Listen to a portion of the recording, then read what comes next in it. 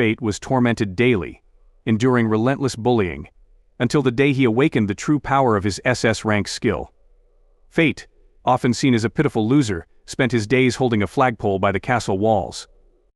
He had been standing there all day, grumbling about how hungry he was. As he stood there, a group of 4 adventurers passed by. One of them proudly shared how they had just reached level 6 during their latest hunt. Earlier they had encountered a merchant's cart that had been ambushed by goblins. The goblins had swarmed the cart, but fortunately the adventurers were nearby. Their leader, mounted on a horse, made sure the archer had protection while picking off the goblins with precise shots. The rest of the group handled the goblins that got too close. One of them, a man with long hair, skillfully dispatched the monster's smooth moves. Meanwhile, a massive warrior unleashed his fury with a double-handed axe, smashing the goblins with brute force. After their victory, they returned to the city, where the big warrior boasted about leveling up. As the adventurers discussed dividing their loot, Fate couldn't help but feel envious. Deep down, he knew that becoming an adventurer was out of reach for him. His stomach growled again, a reminder of his hunger and the futility of his situation.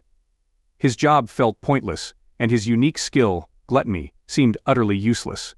After all, his stats were all just ones, making him believe he was good for nothing.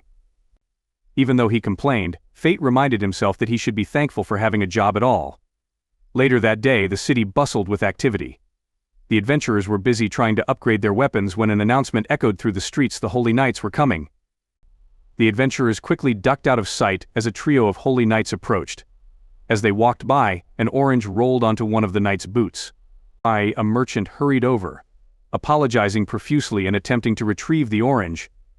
But instead of accepting the apology, the Holy Knight kicked the merchant away.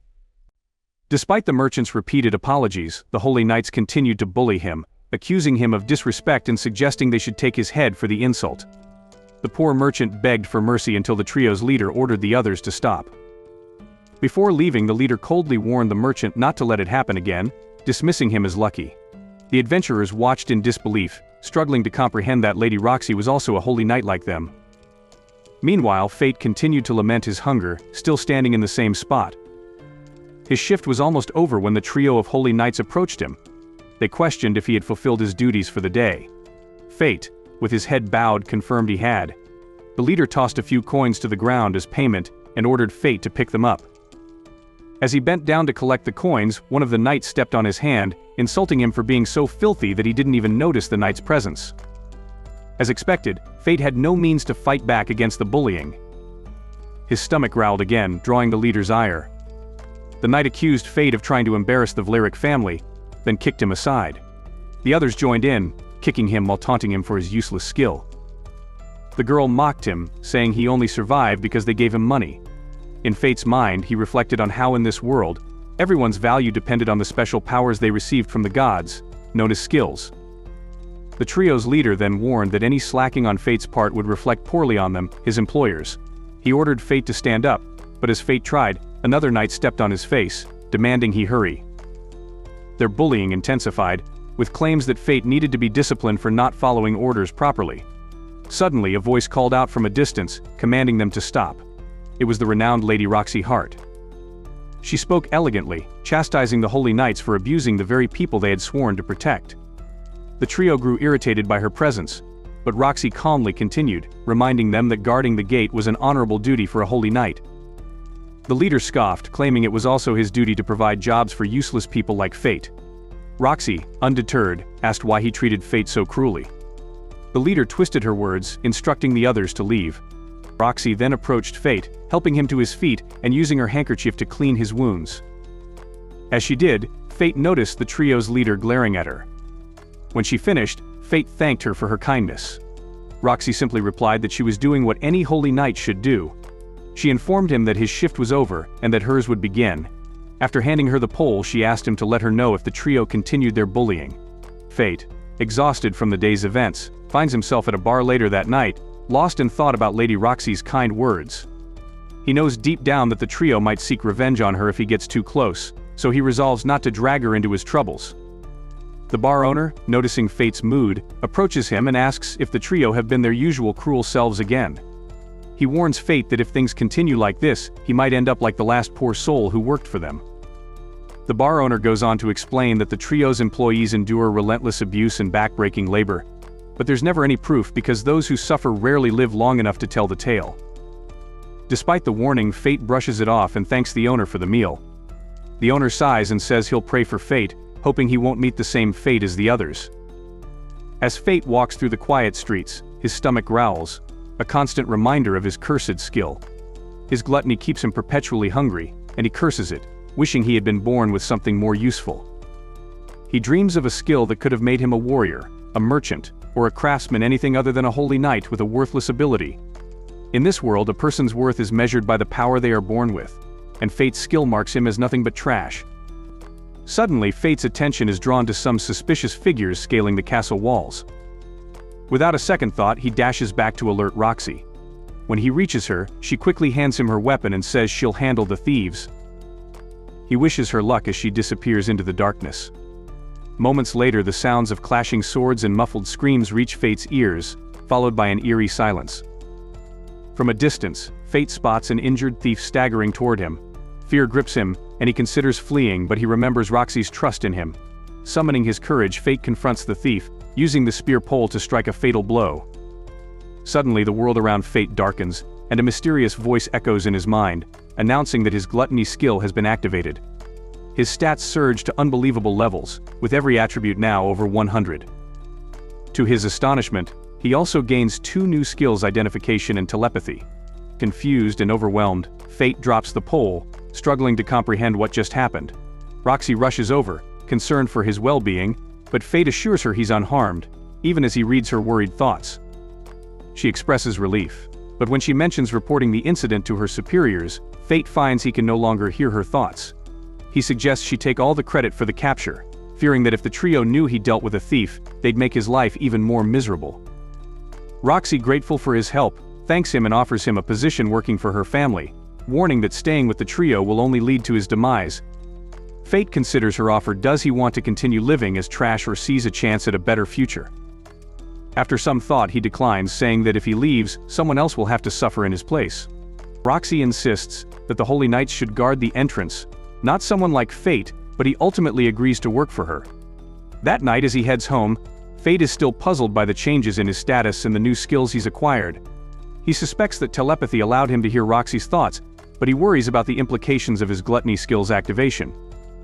Pushing his concerns aside, Fate takes comfort in the fact that he might now be strong enough to face monsters. The next day, he visits the market, looking for a weapon, but with only 2 coins to his name, he quickly realizes he can't afford anything decent. The merchant, pitying him, offers Fate a chance to dig through a barrel of discarded weapons. Using his Identify skill, Fate examines the contents of the barrel, finding nothing but junk until his hand lands on an old, dirty sword. As he picks it up, the sword begins to speak. Fate panics but tries to remain calm as the sword introduces itself as greed. The sword promises to make Fate stronger if he buys it, even calling him by the name of his cursed skill, gluttony. Fate is shocked that the sword knows his secret but decides to buy it anyway. Meanwhile, the trio is grumbling about Roxy's attempt to hire Fate without their permission. The girl in the group wants to punish Roxy, but the leader dismisses her anger, pointing out that Roxy's family is powerful and crossing them could cause serious problems. The leader then mentions his interest in studying immortality, leaving the girl confused and amused as he walks away. Armed with his new sword, Fate ventures to the outskirts of the city. Greed keeps repeating his name, trying to memorize it, when suddenly the sword warns him of approaching enemies. Panic sets in, but when a goblin attacks, Fate's instincts take over. His eyes change, and with a single slash, he cuts the goblin down. The voice in his head returns, announcing that gluttony has activated again, increasing his stats and granting him a strength boost skill. Though confused, Fate continues fighting as more goblins swarm him.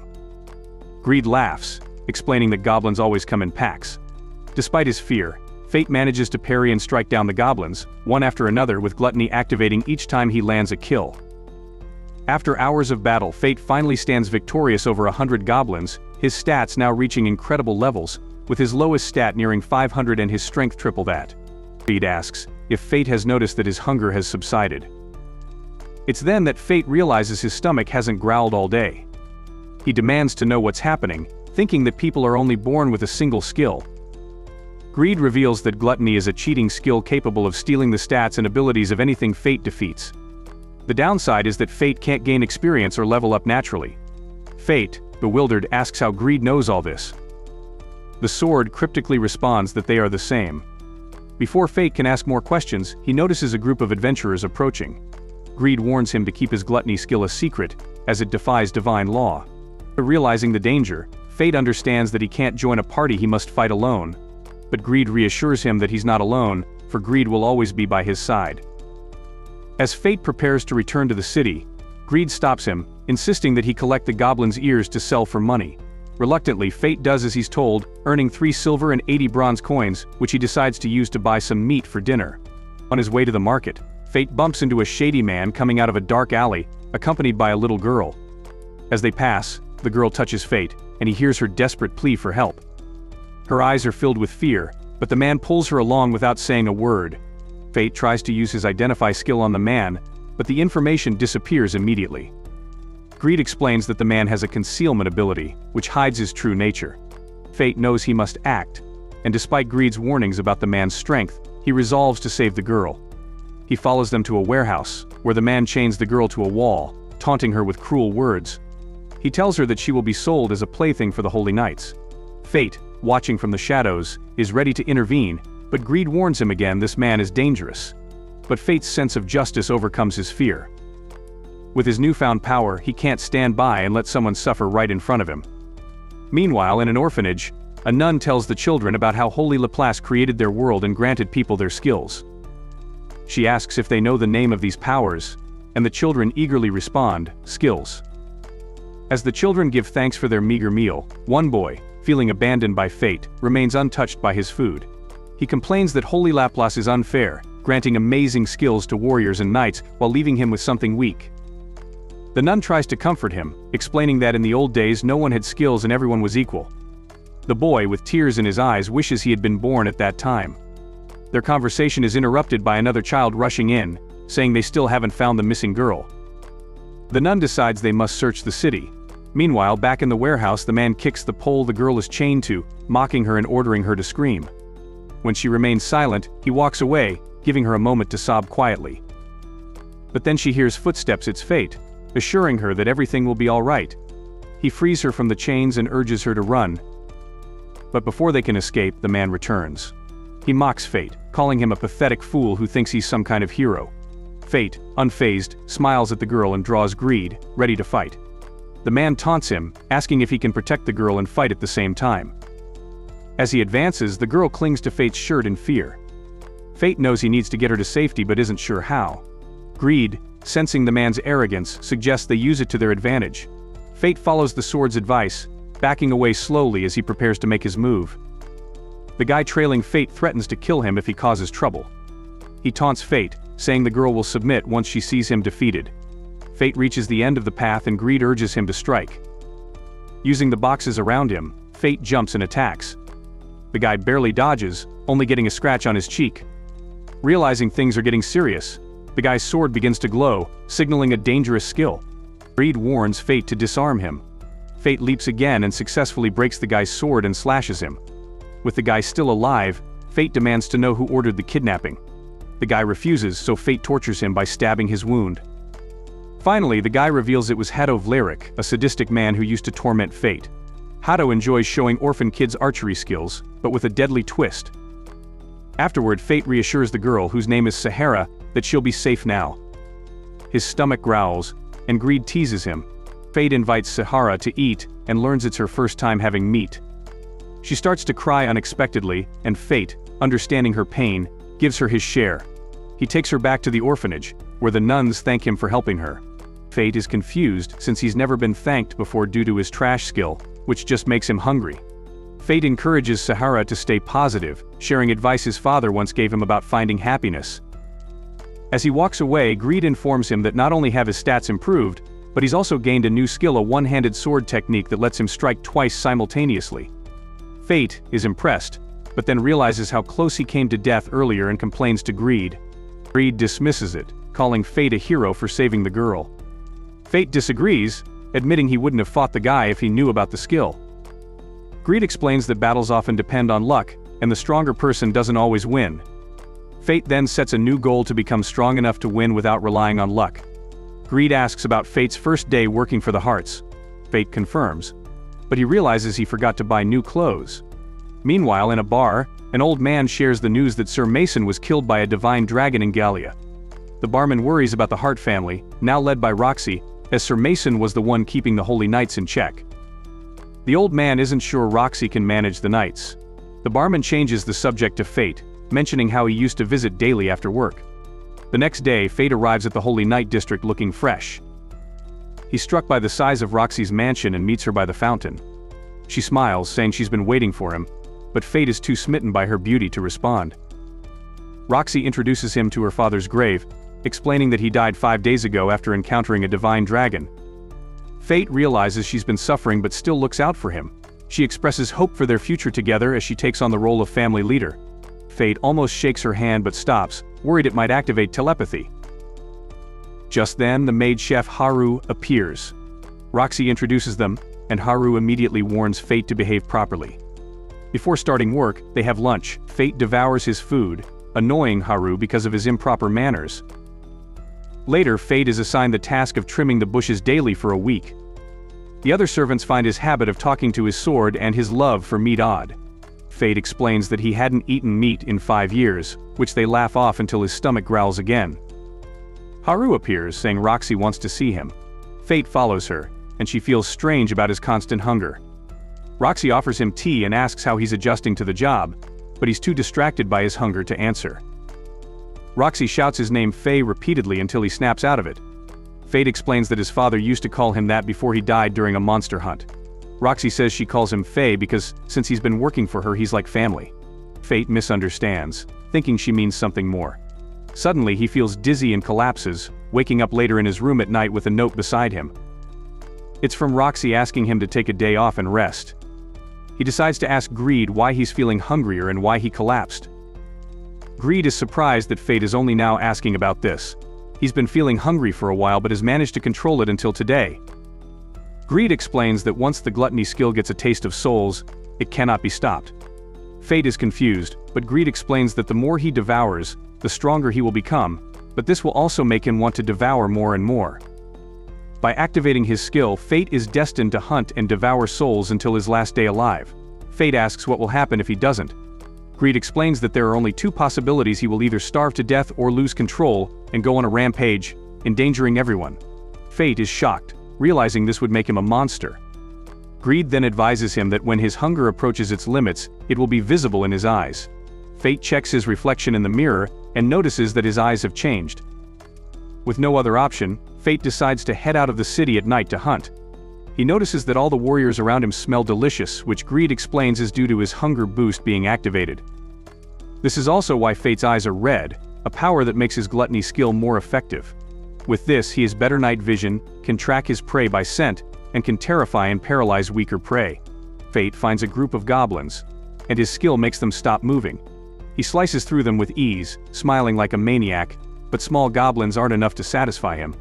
Greed tells him to head to the hobgoblin forest. Fate follows these instructions and meets some hobgoblins, slicing them up, but it's never enough to free him from his hunger. After a huge hunt, he finally manages to stop feeling hungry, vowing not to feel like this again. Greed tells him he must hunt monsters from time to time. Suddenly, the ground starts shaking. Fate hides and notices a huge monster carrying a human. Greed explains that this is a goblin king. Fate's eyes change again, and Greed explains that while they have similar stats, the goblin king has health regeneration, allowing it to heal wounds and fight for a long time. The goblin king sits down to enjoy his human meal, giving Fate the opportunity to climb a tree and strike its arm.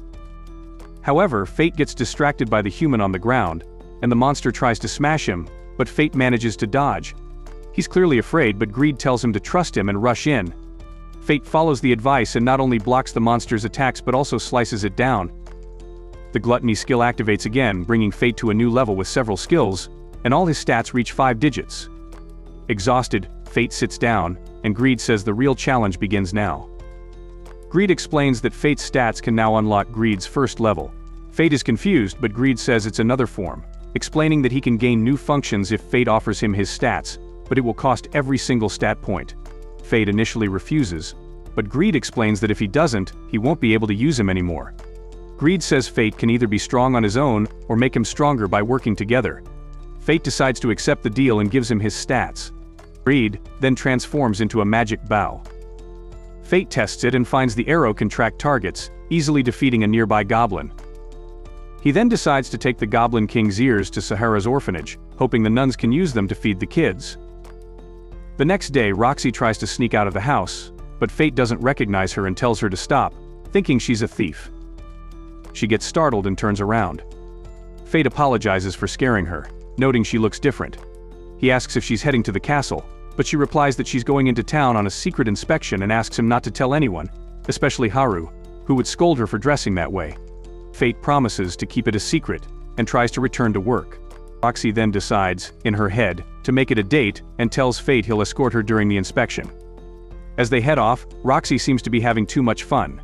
Fate tells her to slow down, but she tells him to stop calling her Roxy, otherwise people will notice her. She asks him to call her Lexi instead. Greed starts making fun of Fate, who tells the sword to shut up. Roxy thinks the words were meant for her and apologizes for being annoying. Fate tries to smooth things over, and she feels relieved and happy to hang out with him. Greed continues to mock their romantic moment, but Fate gets tired of it and tries to throw the sword away. However, Roxy stops him, telling him he can't treat his weapon that way. She realizes she's never looked at his sword before. Fate worries because someone with a worthless skill like his shouldn't have a sword, and he can't tell anyone about his gluttony skill. He ends up dropping the sword, and Roxy picks it up. After a quick look, Roxy says that Greed needs some maintenance and promises to take him to her family's blacksmith. They continue walking, and Fate tells Greed he'll finally be polished, but Greed doesn't reply. When Fate checks on him, Greed is simply savoring the moment after being touched by Roxy. Greed then comments that Roxy smells nice, making Fate want to throw him away again. But Roxy urges him to hurry up. They leave the alleyway and step into the bustling city streets filled with life, merchants and all kinds of people. Roxy spots some good-looking grapes and stops. The merchant proudly explains they're from the Hart family vineyard. Roxy wants to try them, and the merchant gives her two. Fate tastes it and finds it quite delicious. Roxy accidentally reveals they were cultivated at her home, confusing the merchant. Fate realizes she might be discovered, but Greed gives him an idea. Fate steps in and explains to the merchant that one of her relatives works for the Hart family. The merchant is convinced and walks away. Roxy thanks Fate for saving her, but their attention is soon drawn elsewhere as the Holy Knights arrive. The entire mood of the city shifts. Everyone goes silent and avoids looking at them, worried about why the Holy Knight is there. People believe the low-rank Holy Knights have been abusing their power since Roxy's father passed away. As the Holy Knight passes by, Fate's stomach growls, and Greed mocks him, but the Holy Knight gets offended. He demands to know who made the noise and approaches Fate. Fate gets on his knees and tries to apologize, but the Holy Knight insists he can't hear him. The Holy Knight draws back, preparing to strike Fate, but before his boot can connect, Roxy steps in. She calmly tells the Knight that Fate already apologized, but the Knight, full of arrogance, starts taunting Roxy instead. He demands to know who she is to speak back to a Holy Knight. When he looks at her more closely, he almost recognizes her. The crowd begins murmuring, wondering if this isn't Roxy Hart from the Hart family. Fate feels a wave of panic, fearing that Roxy's identity will be exposed. Greed, sensing the danger, suggests a wild plan: pretend they're lovers. Fate is so startled by the idea that he blurts it out loud. Roxy catches the suggestion and, surprisingly, plays along, thinking it's a clever ruse. She helps Fate to his feet and begins the charade, mentioning how he skipped breakfast that she made for him. Despite the awkwardness, Fate tries to go along with the impromptu act, and their feigned romantic banter becomes so convincing that even Greed feels uncomfortable. Roxy, however, seems to be enjoying the game. She politely excuses herself and Fate, leaving the Knight baffled. The townsfolk, now doubting that this could really be Roxy Hart, dispersed, thinking a Holy Knight couldn't possibly know how to cook. Once they're in the privacy of an alleyway, Roxy muses that she's never linked arms with a boy before. But Fate hears her thoughts, realizing her heart is racing. He apologizes and steps back, while she tries to brush it off, claiming she's used to it, then skips away with a spring in her step. Fate, realizing that escorting Roxy might be more challenging than he anticipated, notices her stopping at a stall to admire a red gem. She explains that, as a girl, she finds such things fascinating. Then she spots some rough rocks and asks the merchant if they're also gems.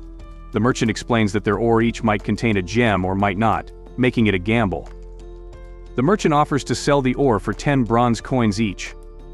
Greed nudges Fate, telling him he can easily pick the best ones with his identify skill. But as Fate scans the rocks, he's distracted by Roxy, who seems utterly captivated by a blue gem.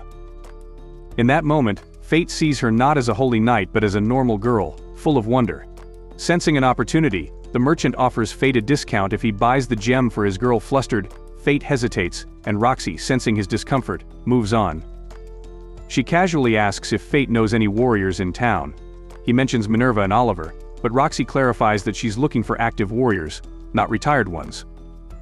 Curious, Fate begins to ask more, but they're interrupted by a conversation about a goblin massacre. People are speculating that a high-level monster was responsible. Roxy quickly pursues the two men discussing it. One dismisses the monster theory, noting that the Goblin King's ears were donated to an orphanage. Roxy steps in, asking for more details. She inquires if they know anything about this so-called wandering monster, but the men have nothing more to add and walk away. Roxy then asks Fate to take her to the place where the warriors gather. It dawns on Fate that Roxy is investigating the recent appearance of a mysterious creature, one that he knows all too well. Fate takes Roxy to a bar where warriors frequent. The bartender, surprised to see Fate alive, greets him with a jest, commenting on his long absence and his unexpected return with a lady. Embarrassed, Fate introduces Roxy as his co-worker, but Greed warns that this could get tricky. Roxy, however, doesn't seem offended. She accidentally crushes her cup, not out of anger but because she was caught off guard, possibly even flattered. As they eat, the bartender shares what he's heard about the mysterious goblin slayer. Apparently a warrior discovered a heap of goblin corpses, their ears intact, something no one would leave behind since goblin ears are valuable. Roxy deduces that this might be the work of a wandering monster from another region, something the bartender says could ruin the local economy. Fate begins to realize that his actions might have caused more trouble than he thought. Just then, an old man enters the bar, shocked to see Fate alive. He's got news too, claiming that the roaming monster might be a lich, prompting the Holy Knights to take direct action. Greed warns Fate that this could be a problem, especially now that he's lost all his stats. Fate's biggest concern, however, is the possibility of Roxy joining the hunt and discovering his secret. Their conversation is interrupted when a group of rowdy warriors enters the bar and starts harassing Roxy. One of them grabs her shoulder, inviting her to join them. Fate rises to defend her, but Roxy handles it herself, using a skill to fling the man against the wall. The entire bar goes silent, realizing only a holy knight could do something like that. Roxy then reveals her identity, apologizing for deceiving everyone. The warriors, now terrified, drop to their knees, begging for mercy. Roxy reassures them, telling them to put away their money, as she doesn't want people to fear the Holy Knights, a group meant to protect the weak. She shares her father's dream of a world where everyone can live without worrying about their status. The old man is moved, seeing Roxy as a reflection of her late father. Inspired, Fate silently vows to support Roxy in realizing her dream. After they finish their meal, Roxy takes Fate to the blacksmith. Greed, enjoying the attention, he boasts that he'll be sharper than ever after the polishing. Fate thanks Roxy for helping him maintain greed, but she humbly notes that he also helped her gather crucial information about the wandering monster. Curious, Fate asks why she wasn't informed about the hunt. Roxy reveals that ever since her father passed away, the Vlaric family has been handling things behind her back. Suddenly they hear a commotion and see Haddo, a member of the Vlaric family, roughly handling a child. Roxy orders him to let the child go, and though the Vlarics try to brush it off, she insists that Fate help the child. The leader of the trio tries to address Fate, but Fate ignores him, focusing on helping the child. Roxy confronts the leader, demanding to know why she wasn't informed about the monster hunt. The leader gives a flimsy excuse, saying he thought she'd be too preoccupied with mourning her father. Roxy asserts that she's fine, but the leader dismisses her and walks away, with Haddo hurling an insult at the child and Fate before following. The child, angry and confused, declares that he hates the Holy Knights. Roxy, genuinely remorseful, apologizes to him. Fate quickly asks if the boy got separated from his mother, and the child nods.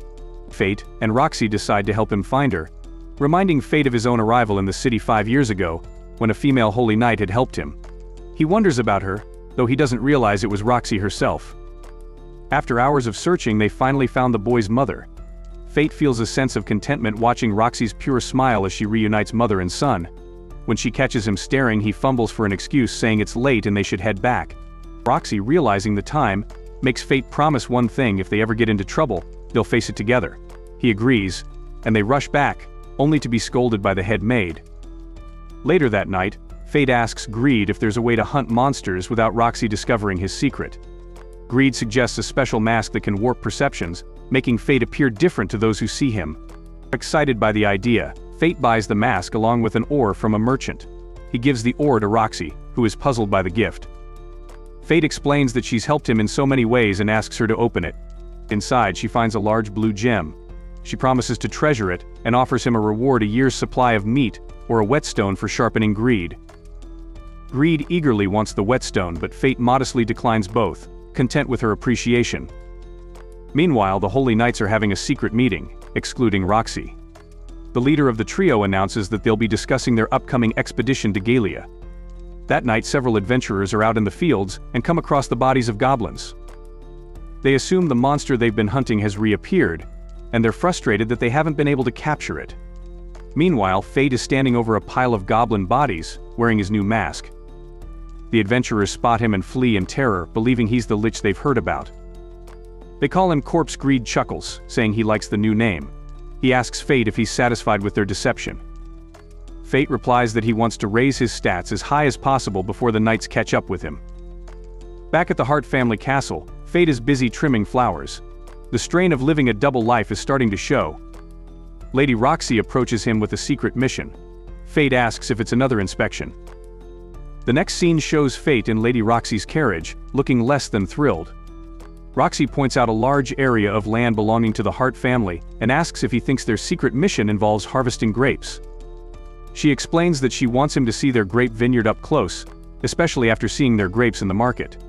When the carriage arrives, Roxy's mother, Aisha Hart, greets them warmly.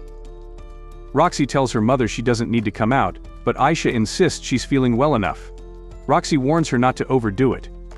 Aisha then asks who accompanied Roxy, and Roxy introduces Fate as a servant she hired. They exchange pleasantries. Greedy comments to Fate that Aisha seems nice. Aisha asks Fate to come closer and inquires if he likes her daughter. Roxy, embarrassed, questions her mother's sudden interest. Aisha clarifies that she just wants to know his opinion about Roxy as his employer. They both feel relieved that Aisha is talking about a professional relationship. Fate honestly tells Aisha that he cares for Roxy and would serve her for life if he could. Roxy, blushing, hurries to her room to escape the awkwardness. Fate wonders if he said something wrong. Aisha explains that Roxy tends to run away when things get uncomfortable. Aisha reminisces about Roxy's childhood, saying she was always a crybaby who got scared easily.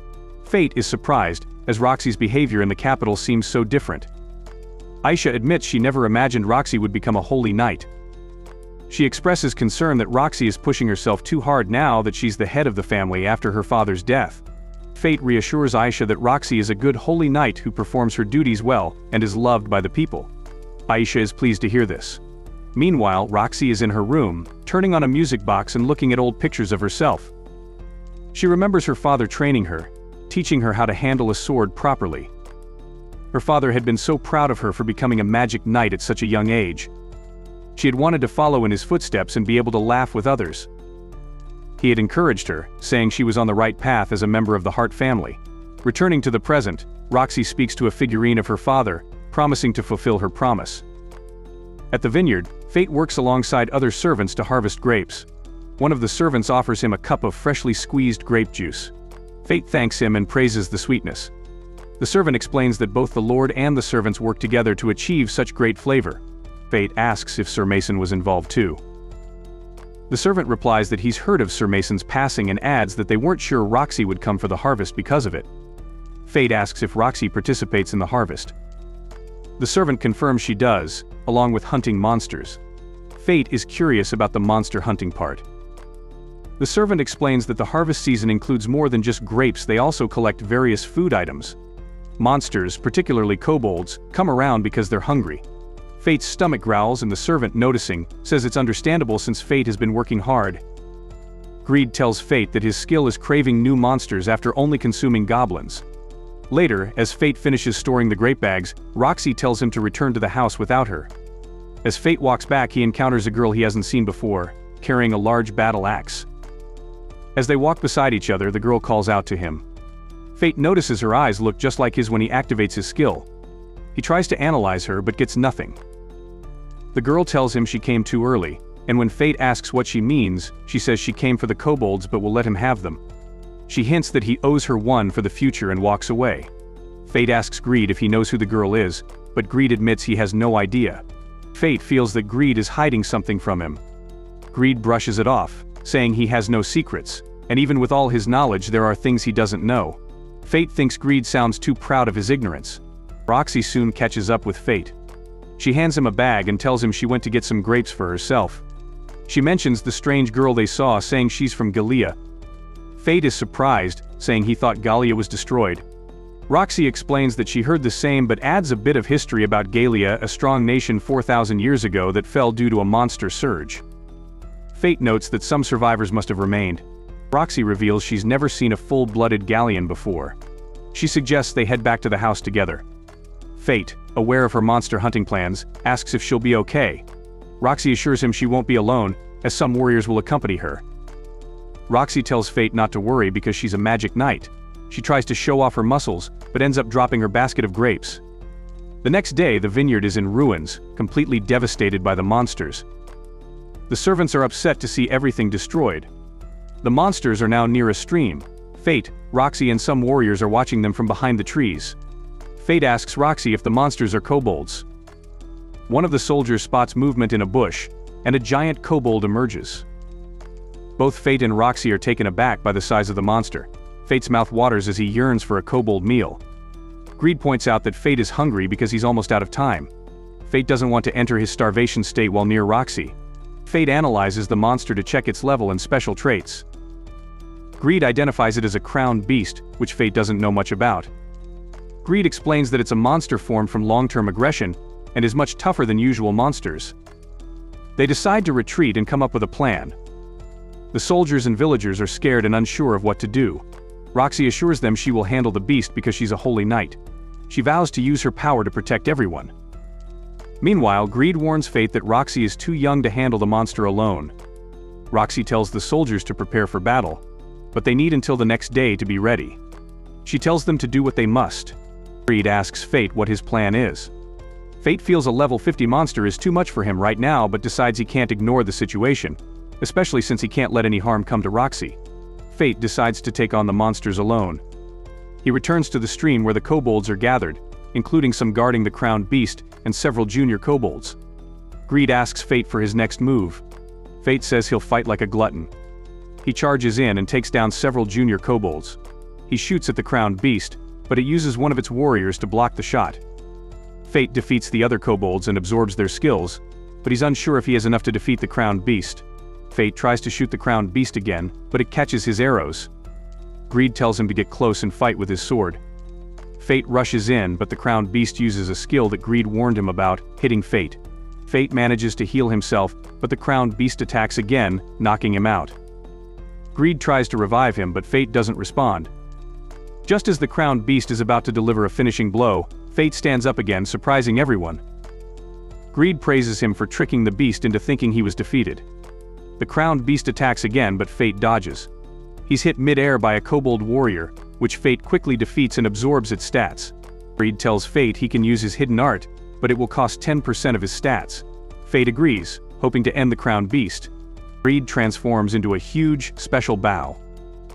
Fate charges up Greed's skill, while the crowned beast charges up its own skill. They release their attacks simultaneously, but Greed's skill is stronger and defeats the crowned beast.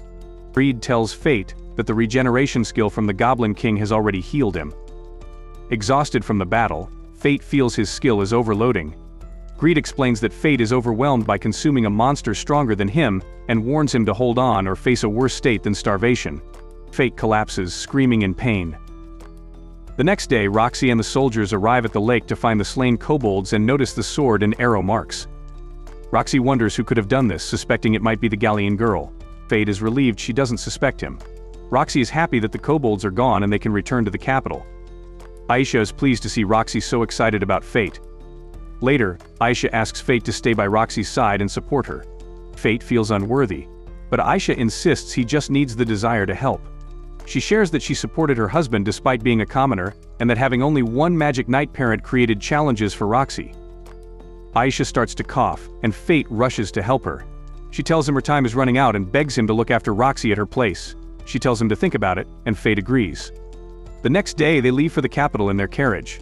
Fate doubts his worthiness for Aisha's request since he's deceiving the world with his gluttony skills.